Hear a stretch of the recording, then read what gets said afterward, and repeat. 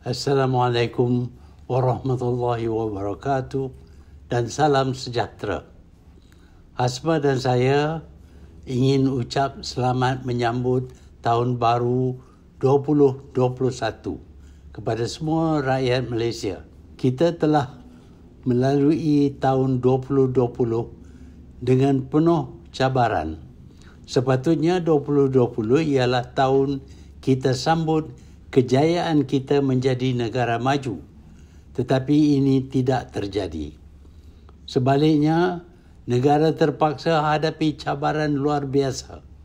Bukan sahaja negara tidak menjadi negara maju, tetapi kita seperti negara-negara lain di dunia diserang dengan COVID-19, satu jenis penyakit yang begitu mudah berjangkit sehingga kita tidak dapat rapat dengan orang lain. Ini menghalang kita daripada kehidupan biasa. Kita tidak dapat bekerja, kita terpaksa dikurung di rumah. Dengan itu bukan saja kita tidak dapat pendapatan biasa kita, tetapi ramai yang kais pagi makan pagi, kais petang makan petang, tidak dapat bekalan makanan pun. Dengan itu, ekonomi negara merosot lagi. Pandemik COVID-19 ini menguji daya tahan kita. Ia juga menguji kebolehan kita menghadapi cabaran. Pengalaman kita pada 2020 diharap dapat perkuatkan kita menghadapi cabaran pada tahun 2021. Alhamdulillah, para saintis sudah berjaya mengeluarkan vaksin untuk lindungi kita daripada COVID-19.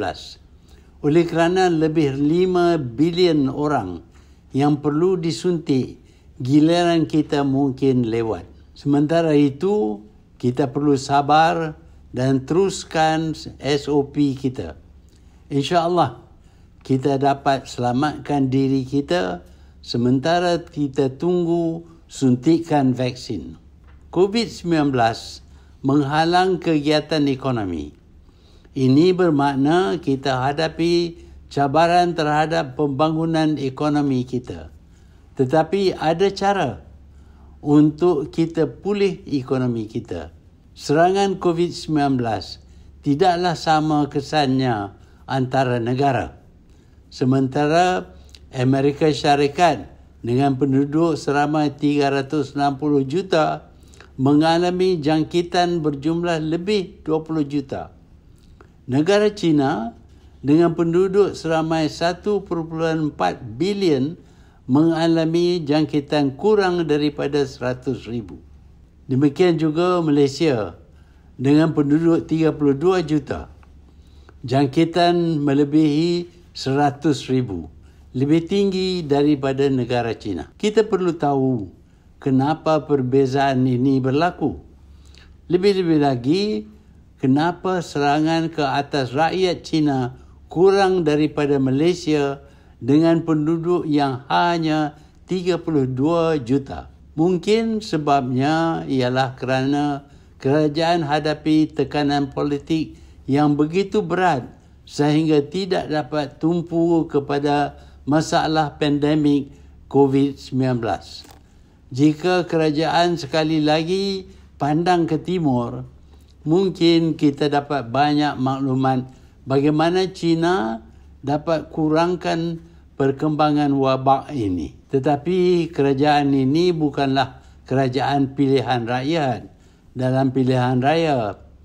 Kerajaan ini ialah kerajaan pintu belakang yang berniat untuk jadi kerajaan kerana ingin kuasa dan nikmat yang diperolehi. Selain daripada kononnya kerajaan Melayu Islam, dan ini pun tidak berlaku, kerajaan ini tidak dapat mengurus negara dengan baik. Korupsi kembali semula. Penyokong dibeli. Harapan rakyat supaya mereka yang salah dijalankan hukum tidak berlaku. Sebaliknya, penjenayah pun mengambil bahagian membuat undang-undang. dunia ketawa. Tetapi apa nak malu? Kalau dahulu rakyat menyebut mereka daripada Malaysia, mereka dihormati. Sekarang jika disebut orang Malaysia, orang asing ketawa dan sindir.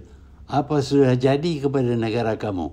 Inilah negara kita yang akan sambut tahun baru 2021. Bukan negara maju, tetapi masih dikuasai kleptokrat. Mungkin ramai yang akan berkata, apa kita boleh buat? Semua ini disebabkan perasuah politik masih ada dalam kerajaan. Perasuah begitu berkuasa sehingga boleh jatuh kerajaan Melayu Islam kononnya bila-bila masa. Mungkin rakyat biasa tidak boleh buat apa-apa sekarang. Tetapi janganlah rakyat terima sahaja rasuah sebagai budaya negara. Jika diterima sampai bila pun negara akan dikuasai dan diperintah oleh penyangga. Dengan itu negara akan hancur dan rakyat akan pikul penderitaan selama-lamanya. Sebab itu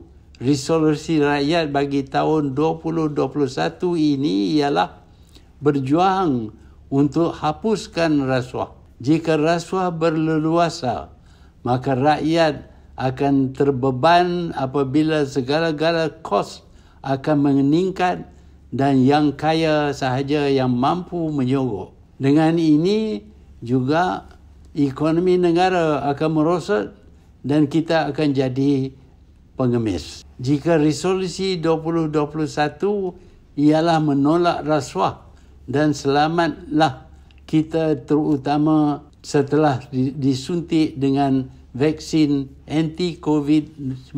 Selamat sambut 2021. InsyaAllah doa kita akan dimakbulkan.